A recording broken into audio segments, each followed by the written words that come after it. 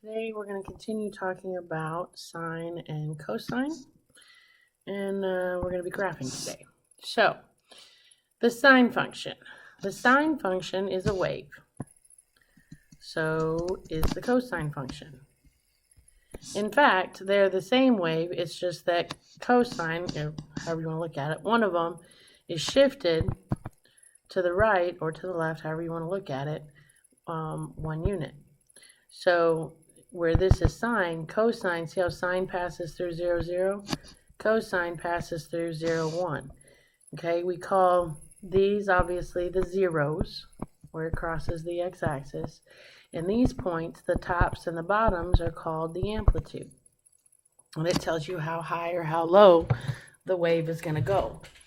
Okay, so, and again, if you look, if I graphed cosine on the same graph, it just does the opposite. Oops. Doop, doop. Yeah, like that. Okay, so there's cosine. You can see it's just shifted. Bloop. Okay. All right, anyway, let's not put cosine on the same graph. All right, so for sine, your domain is all real numbers because this will keep going from left to right. Your range for the mother sine, now if you don't do any transformations to it, your range is -1 to 1 because this thing will constantly oscillate between +1 and -1, again, unless I do some sort of transformations to it. If you remember on that last lesson, or I don't know, a couple lessons ago, where we said that sine is always between -1 and 1, and that's why. It's continuous. There's no breaks in it.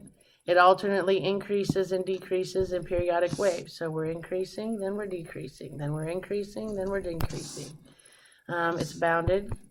It has an absolute maximum of 1 and a minimum of -1, again, unless we shift this. There's no horizontal asymptotes. There's no vertical asymptotes. And the end behavior, the limit as sine approaches -infinity and the limit as x approaches infinity, they don't exist because the function values continue to oscillate between -1 and 1 and they don't approach really any limit. Okay, so for cosine, pretty much same characteristics. Your domains are all reals. Your range, unless we do transformations, is -1 to +1. It's continuous. It alternately increases and decreases. It's an even function. Oh, I forgot that up here. Sine is an odd function. If you took this point, which would be 1, 1, and you changed both signs, -1, -1, that's also on the graph, so it's an odd function.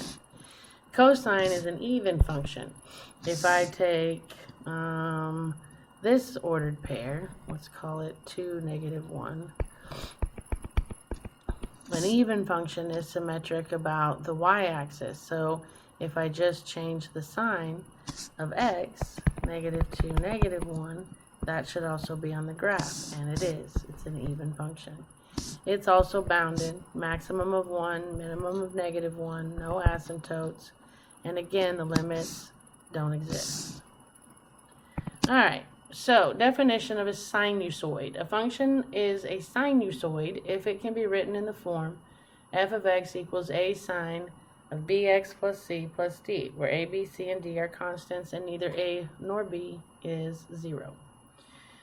The amplitude of a sinusoid, whether it is sine or cosine, is a. It's the absolute value of this number that's being multiplied by the sine or the cosine. So it's the number in front.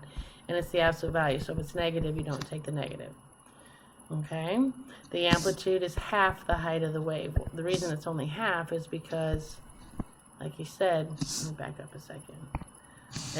These oscillate between 1 and -1. So you'd say that the absolute amplitude is half of the height because the height would actually be from -1 to +1. Okay, so when we say the amplitude is 1, that's only half of the height of the function because it goes up 1 and down 1. Okay, there we go.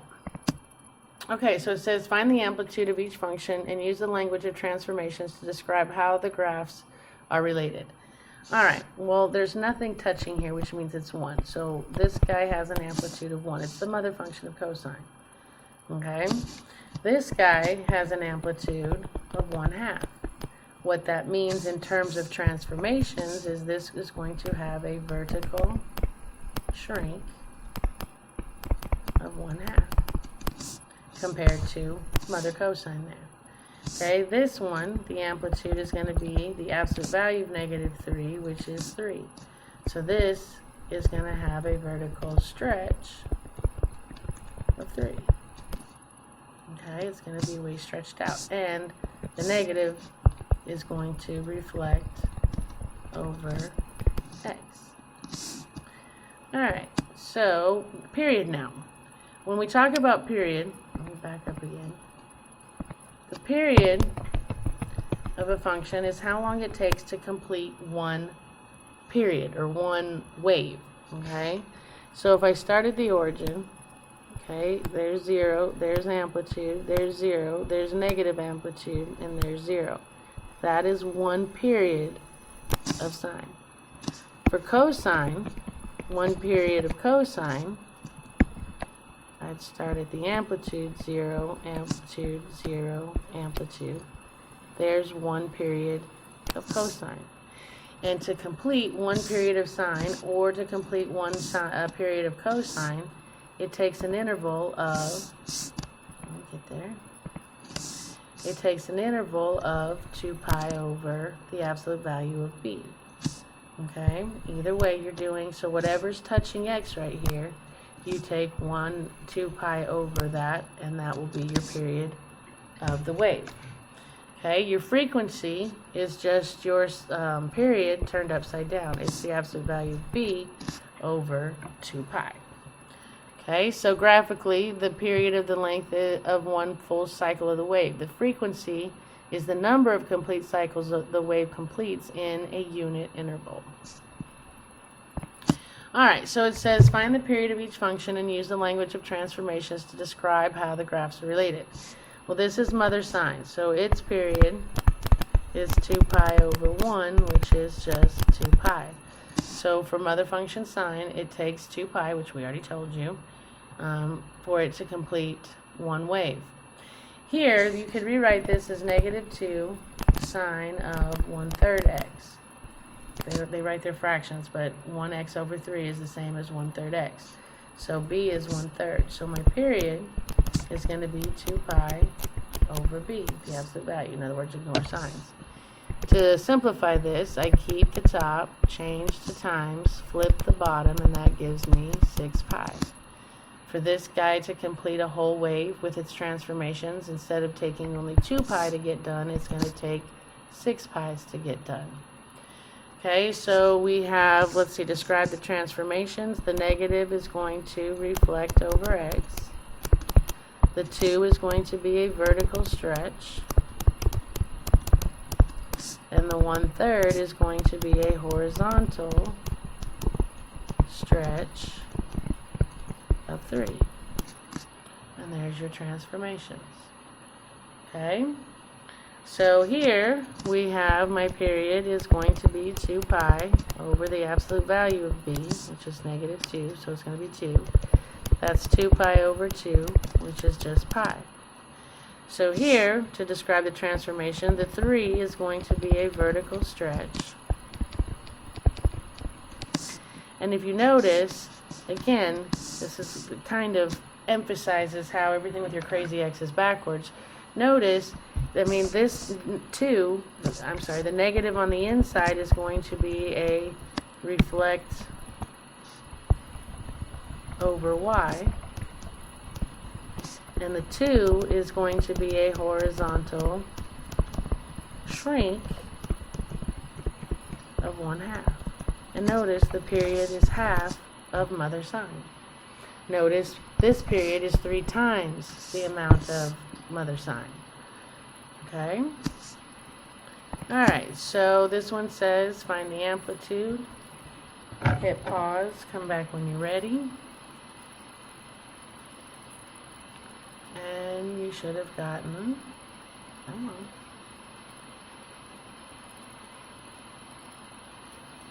There we go, 3. All right, so the amplitude is the absolute value of A, which is going to be the absolute value of -3, which is just 3. Okay, find the period, hit pause, come back when you're ready.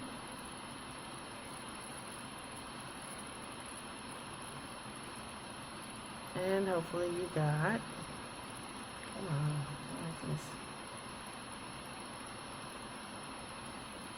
my battery's dying. All right, so the period is 2 pi over b, absolute value of b. So mine's going to be 2 pi over the absolute value of 6. That's going to reduce down to pi over 3. That will be my period. Okay. Find the period of this function. They gave you a graph 2. Hit pause. Come back when you're ready.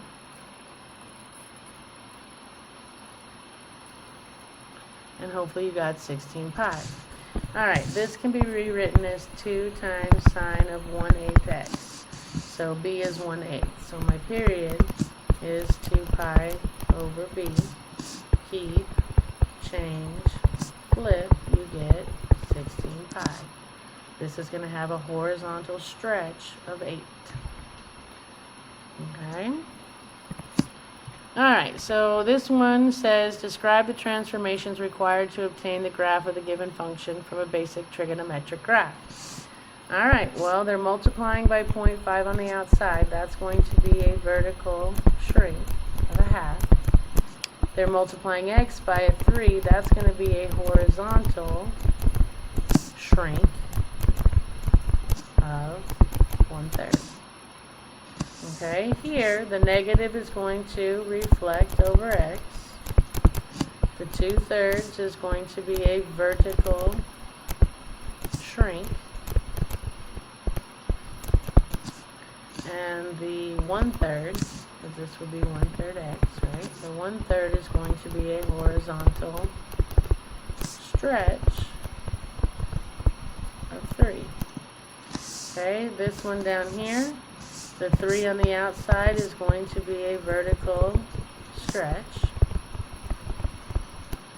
This is going to be, b is 2 pi over 3. Let's see, 2 pi divided by 3 is bigger than 1. So that's actually going to be, so 2 pi over 3 is going to be a vertical shrink of 3 over 2 pi. Okay? Alright, so describe the transformations of this one. Hit pause, come back when you're ready.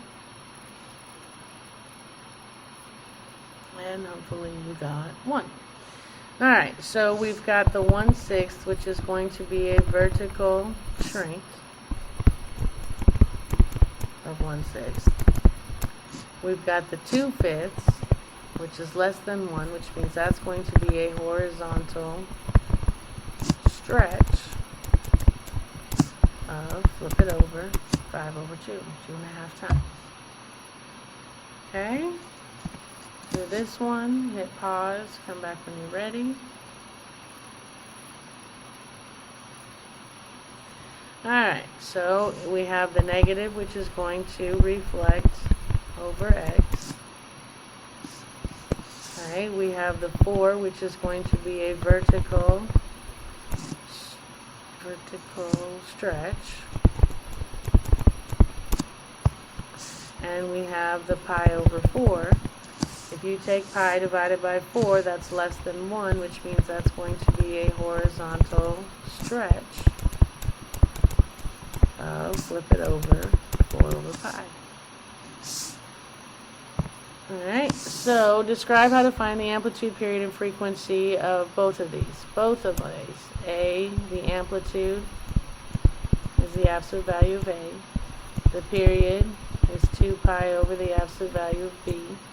And the frequency is b over 2 pi. What is the symmetry of the sine function? Sine functions are odd, and cosine functions are even. Okay? Alright, so steps to graph sine and cosine.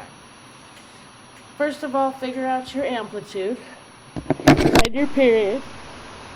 And once you get your period, you can make your x-axis scale. And all you do is take your period and cut it into fourths. You're going to add the first mark to itself to get the next mark and continue for at least 4 marks. Mark your amplitudes and your zeros. Remember, sine passes through origin unless there's a phase shift, and cosine passes through 0A unless there's a phase shift. And then you just follow the pattern. Okay, and then your frequency would be this, your period flipped over, your maximums are highest, your minimums are lowest, and your zeros are your x-intercepts. Okay, so it says find the amplitude, period, and frequency of the function and use this information match your calculator to sketch a graph of the function. Identify the maximum and minimum values and the zeros of the function in the interval negative 2 pi to 2 pi. Now, I'm going to kind of ignore their interval, okay, because I like to do it my way. Okay, so my amplitude is going to be 3/2, which is 1.5. My period is going to be 2 pi over b, which is going to be pi. My frequency then is going to be 2 over 2 pi, which is 1 over pi. You just flip that over. My maximum, minimum, and zeros I will get after I graph. So the thing that you do is you take your period, you get your scale, and you cut it in fourths. So if I take pi and I divide it by 4, that tells me my first mark is going to be pi over 4. Now, to get the next marks, you just keep adding pi over 4. Pi over 4 plus pi over 4 would be 2 pi over 4, then 3 pi over 4, and then 4 pi over 4. And yes, this reduces down to pi over 2, and yes, this reduces down to pi, but I like to leave the, I don't like to reduce them, because I like my denominators to all be the same. Okay, so we're graphing sine. Sine, unless we shift up or down, which we didn't, will pass through the origin. Okay? Then the next mark, since this is negative, if this is positive, your next mark would be go to your positive amplitude. If it's negative, then you go to your negative amplitude. So my next mark at pi over 4, my graph is going to go down to 1.5. The next mark will be back to the 0. The next mark will be to its positive amplitude, which is positive 1.5. And the fourth mark will put me back down as it's 0. There is one period of this sine function. Okay? So notice that my maximum is positive 1.5 and my minimum is negative 1.5, and I have zeros at 0, 2 pi over 4, and 4 pi over 4, which would be 0, pi over 2, and pi. Okay? And you have your, okay? Done. Alright, so now let's do, this one.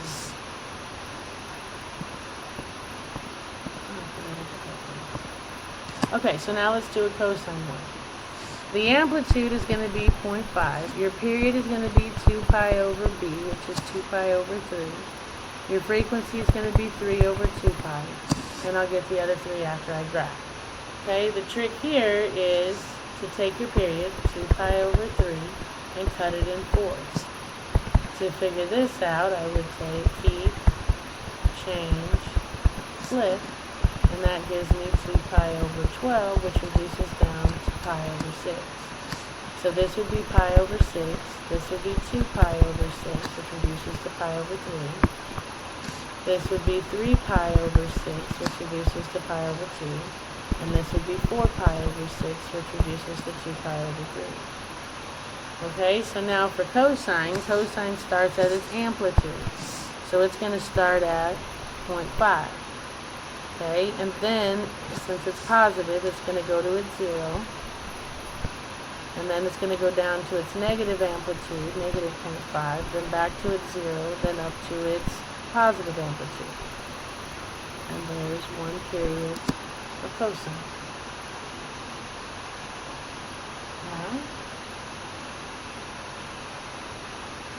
So your maximum would be at 0.5, your minimum would be at negative 0.5, your zeros would be at pi over 6 and 3 pi over 6, which would be pi over 6 and pi over 2. Okay? And again, guys, well, I'll get that later. Alright. This one says, specify the period and the amplitude of each function, then give the viewing window in which the graph is shown. Use your understanding of transformations, not your graphing calculator. Alright, so they want the amplitude, which is going to be 3. They want the period, the period amplitude, which is going to be 2 pi over 2, which is going to be pi. Okay, so if I graph this, I would start at, to get my scale, I would cut that in 4. So this is going to be pi over 4, 2 pi over 4, 3 pi over 4, 4 pi over 4. Okay, so if I'm doing cosine, the amplitude is 3. Because it's negative, I'm going to start at my negative amplitude. Then go to my 0, then go to my positive amplitude, then my 0, then my lower amplitude. And that would be 1 period. Okay? So, from here to here, I know that this mark has to be 4 pi over 4, which is pi. Well, if you mark that, this is 4 pi over 4. This would be 5 pi over 4, and this would be 6 pi over 4, which would reduce down to 3 pi over 2.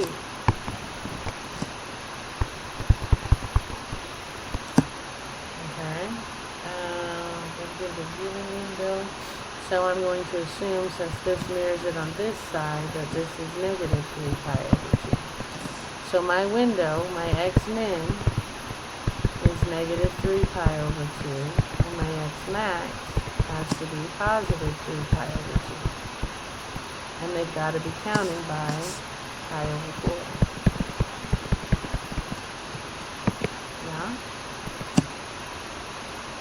Alright. So if I look at this one, the amplitude is 4. The period is 2 pi over 3. Keep, change, flip, the pi's cancel, and I get 6.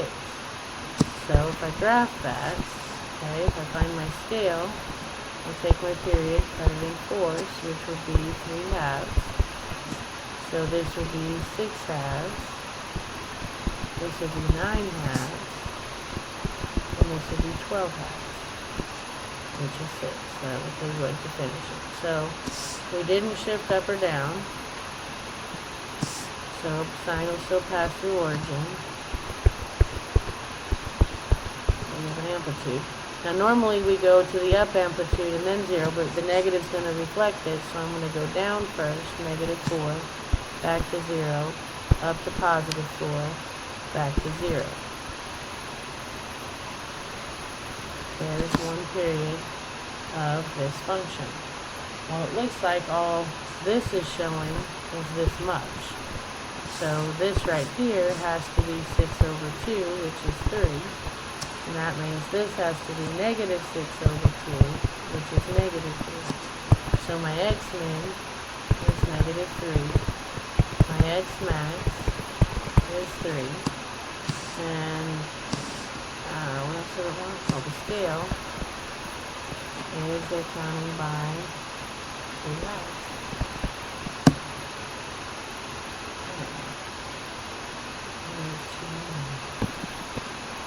Let's see if this is 3. Which one do I want? 1, 2, 3. Alright. So you graph this one. Hit pause. Come back when you're ready.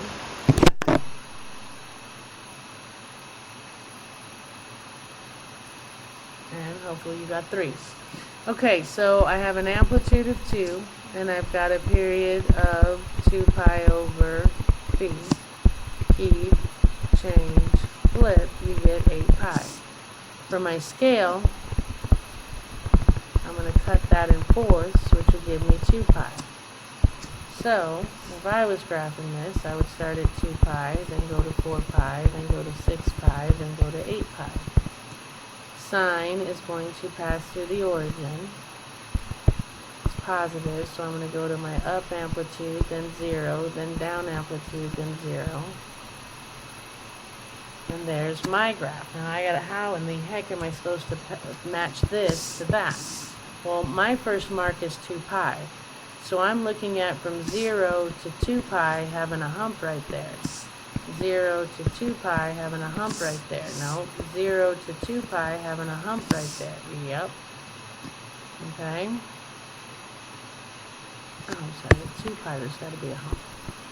So it should be like that. At 2 pi there's got to be a hump. So it should be like that. At 2 pi there should be a hump. So it should be like that. At 2 pi there should be a hump. So it should look like that. So the only one that looks like that is 3. Okay? And try this one. Hit pause. Come back when you're ready.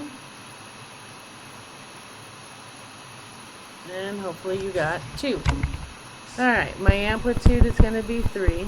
My period is going to be 2 pi over 1, which is just 2 pi. My scale is going to be 2 pi over 4, which reduces down to pi over 2. So if I was graphing this on my own,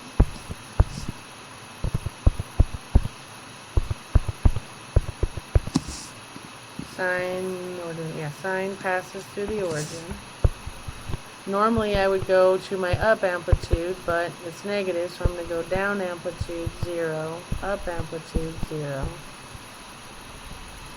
There's the graph of one period. I didn't label my axis. This is pi over 2, 2 pi over 2, 3 pi over 2, 4 pi over 2. So let's see. I'm looking for, there's my 2 pi, so our scales are the same. So I'm looking for this one because it does exactly what mine does. Okay? Alright. Go, hit pause, come back when you're ready.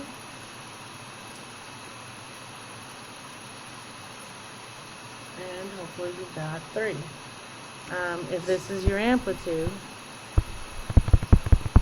that means it's going to go as high as 1/7 and as low as negative 1/7.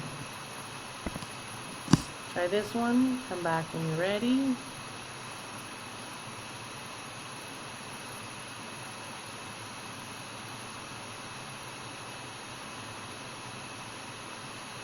And hopefully you got that. Okay, to find the zeros, again, I'm going to have to graph. So my amplitude is 1/2. My period is 2 pi over 2, which is pi. So my scale is my period divided by 4. So if I plot this, pi over 4, 2 pi over 4, 3 pi over 4, 4 pi over 4. And if I plot this, cosine starts at the amplitude, which is going to be at 1/2, then 0, then negative 1/2, then 0, then positive 1/2. So we have zeros at pi over 4, at 3 pi over 4, and again it's alternating, so you're going to get your next one at 5 pi over 4, and then at 7 pi over 4, and these are all plus or minus because this is going to mirror it on the other side. Okay. Alright, so how do you graph sine function? Well, you need your amplitude, you need your period, you need your scale, which is your period cut in fourths, and then you need to, for sine, you're going to do origin, amplitude, origin, or 0 I should say, 0, amplitude, 0, negative amplitude, dot, dot, dot. Oops.